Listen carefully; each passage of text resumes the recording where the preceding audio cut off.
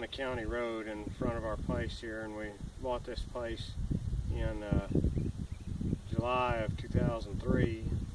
We didn't get moved over here till January 2004. But most of the place, when we moved here, a lot of the place looked just like this still does right here. It was just really brushy, you know, and just kind of looked like that. This area over here was the pasture, and it was always kind of clear, but there was a bunch of trees out there just kind of scattered around, and over the years we've cleared them off.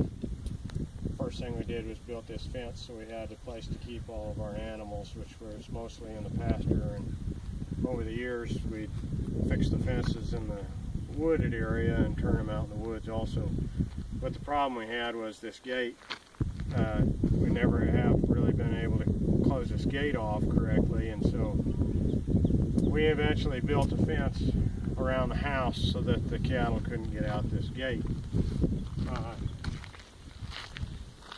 We built this driveway several years later. I guess it was when I was working for Zane that we had a dozer over here and put this rock down and everything. And of course we didn't have vehicles then, so we didn't care if we had a driveway or not, but it was kind of a pain for everybody else because they had to drive through the mud, you know, and a lot of times people had to just stop out there at the road. They couldn't even get to us, you know, if it was really wet season. This whole area here that's now open, it used to be solid brush like this is along here, and we picked this area for our house because there was a well right there, and there was kind of a little clearing there, and also there was 2 ponds down here, and we cleared this off mostly by hand.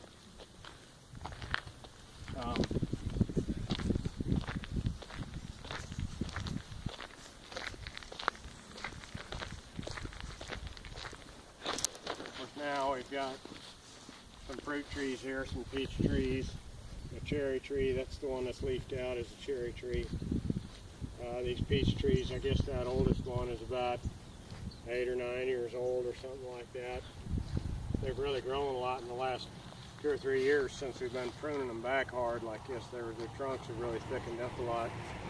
But we still have never had any peaches off of these trees because we always get a late freeze and kills them. And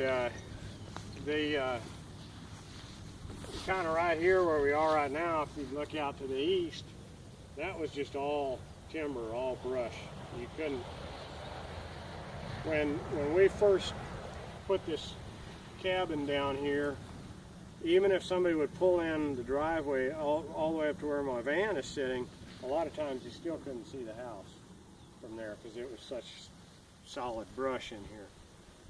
And it was after we cleared all this out that we planted these fruit trees. And these apricots here never have had fruit on them. They've been here for 10 years or so. And just this year they bloom, but they'll probably freeze out.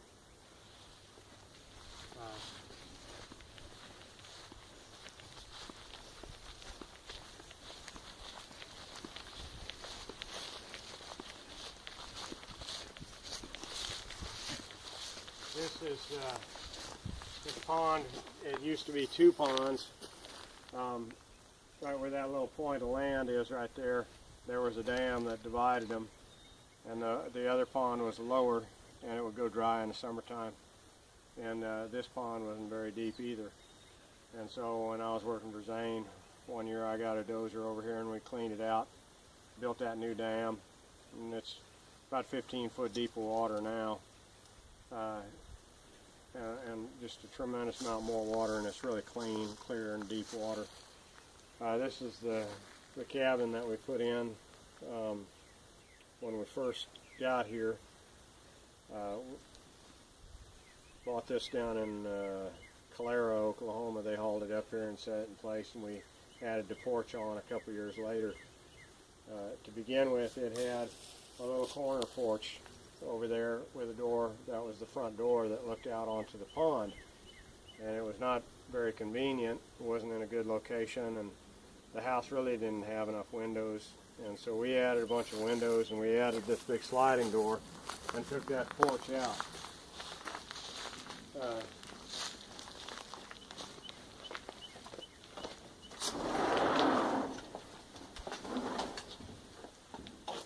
So in here, we added that double window, and we added the window over there above the kitchen, and we added the sliding door, and we added the upstairs windows, the windows in the lofts on both sides. I built the ladderways to the lofts and built in the shelving back in the kitchen area. And this is where we lived for 8 years, just in one room. Mom and I slept in this loft here, and then the children were in that loft there. They had their own side, just enough room for a bed and a few personal items, and that was it. We have a wood stove in here, and it stayed pretty warm in here in the wintertime, and it's also unfortunately stayed pretty warm in the summertime. This is built of steel and insulated panels. They're about 1.5 inches thick with steel on both sides, and they just don't insulate very well. I thought that they would do a lot better than they did, but in the summertime it would get really bad hot in here. And in the wintertime we didn't really have much of a problem because we had a good wood stove. But there were times when we would have ice on the walls because the walls would get so cold from the north wind. Every single gap on this metal panel would leak air. And over the years, we just bought tube after tube of caulk, and we would caulk every single seam and caulk them all shut, and then ants got into them. And so I think even right now there's ants living in the walls in that insulation. They just kind of burrow into that insulation, and there's really not any way to get them out of there. So, you know, it's an idea for a building, but it's not a very good idea. It didn't work very well.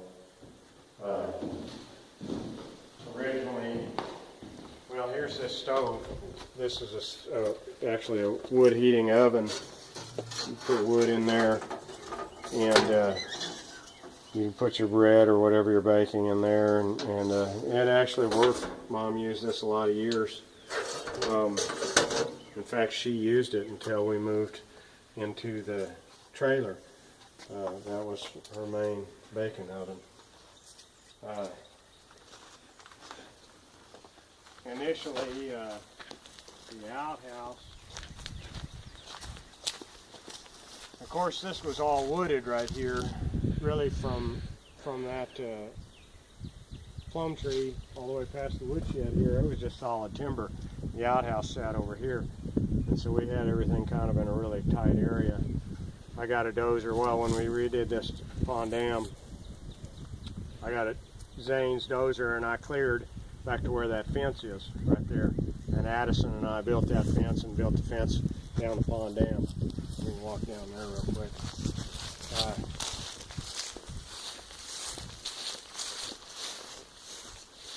But it was still timber beyond that fence. That fence now goes out all the way to the road, and it keeps the livestock in the timber area. So now this area where the house is open to the county road, and the livestock can run in the timber without coming in, you know, getting out on the road.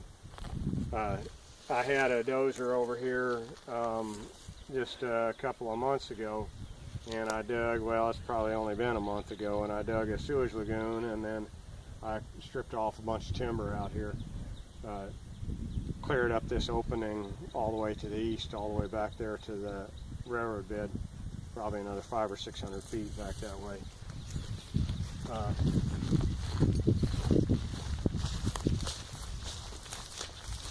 Of course, that was our wood shed.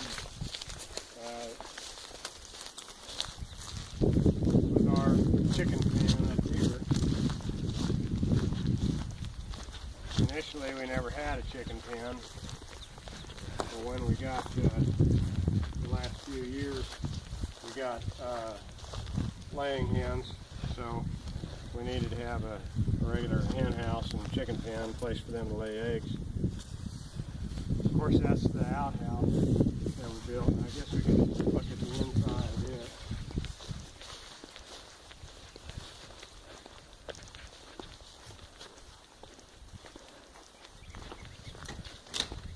It's kind of unique for an outhouse because it's drywalled and it has a shower in it and an linoleum floor and a nice toilet. You can hear us open the toilet.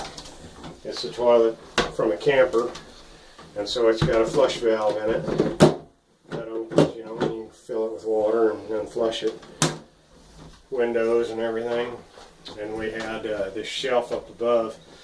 This is where you could put a bucket of water up there, and we have a bucket with a shower head on it, and that's where we took showers.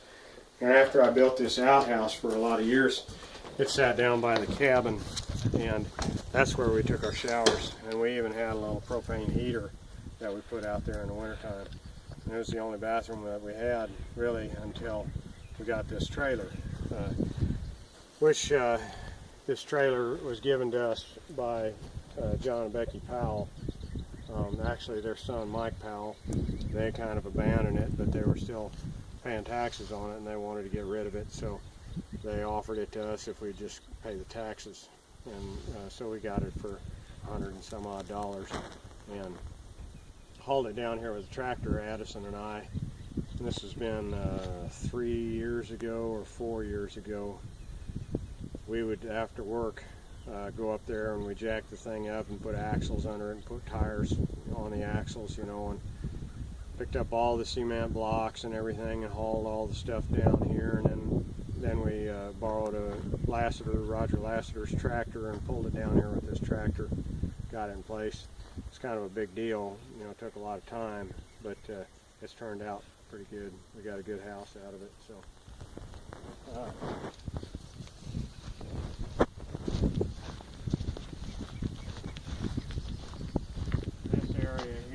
Garden, and we've been using this for a garden for a long time.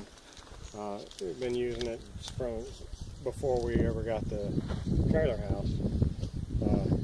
Really, when we cleared the timber out of here, we cleared it all by hand and started working this up into a garden plot right away.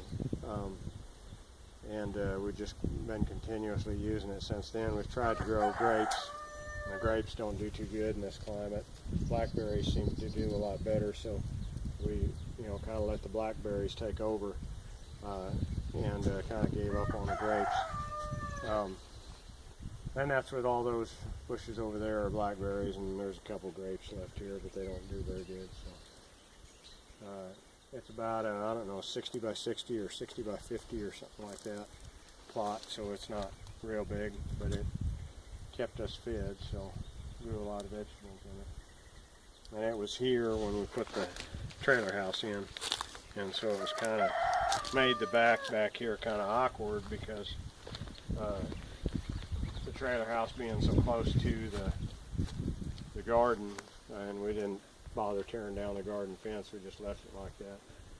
It would have been all right if we had torn it down and, you know, fenced all the way up to the house or something, but really, the reason why it needed to be fenced was to keep the chickens out of there. They were really bad to get in the garden, and even with it fenced, it was still a problem. So we can go ahead and look. That's the sewage lagoon that I dug just, you know, about a month ago, and it still hasn't filled up with water, and still hadn't grown any grass on it. And you can see out beyond there where I've got that timber piled up.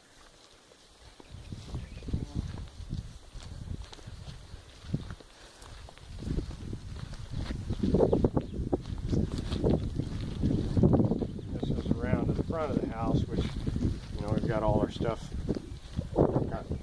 loaded on this trailer and stacked up out here. We're going to be moving tomorrow. This will be one of our last days here.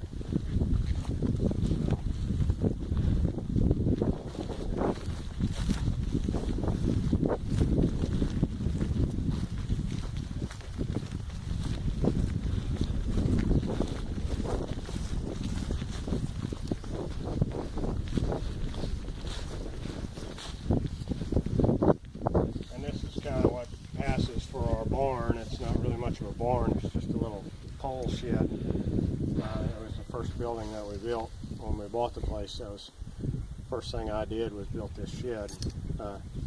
I had been working for Grover Jaggers and built one just like it for him. And so I built this one, and then a couple years later we decided there really wasn't enough storage in there, so we added on this part of the storage room on the left there. And then this little front yard area here, we ran goats in here, and actually had this fenced off, and I built that little room right there just for the goats to get in and out of the weather. That was like that when we got the house here, so we ended up taking out the fence when we put the house in here. Of course, that's a round pen, which is kind of in bad shape now, but Addison was interested in training some horses, and so we built that.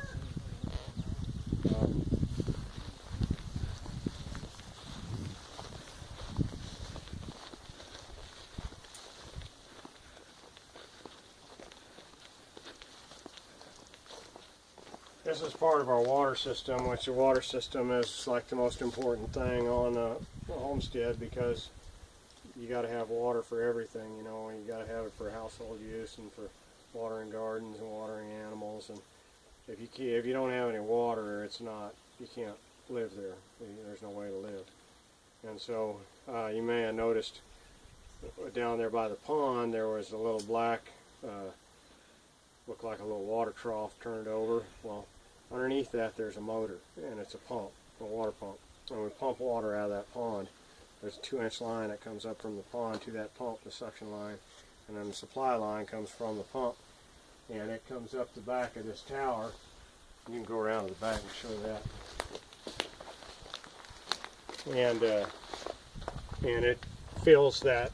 That's a 600-gallon milk tank, and it fills that milk tank, you know, whenever you're running the pump. It'll fill that milk tank about once a week. Depends on how much laundry we do and that kind of thing. And then inside, let's go back here and look inside.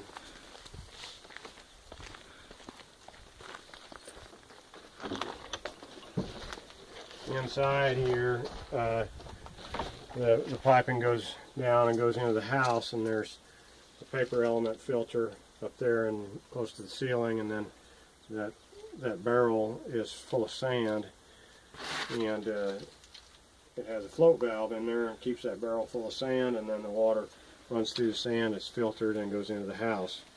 And there's a pump underneath the house, a 12-volt electric pump that supplies the water to the house. And so I guess that's probably about it. Kind of shows everything, you know, the major things that we can see from the house, and kind of this is where most of our activity took place anyway. We had about 35 acres of wooded area out there, but not really usable. You know, it's more just kind of a area where you children ran around and played, you know, and other than that we didn't really use it for much. Ran some cows back there, but they really didn't get a whole lot out of it either. It's in pretty bad shape now because of the drought that we had a few years back. So many trees died, and now it's half the trees back there are just dead, rotten trees. It looks pretty bad. So I guess that's it.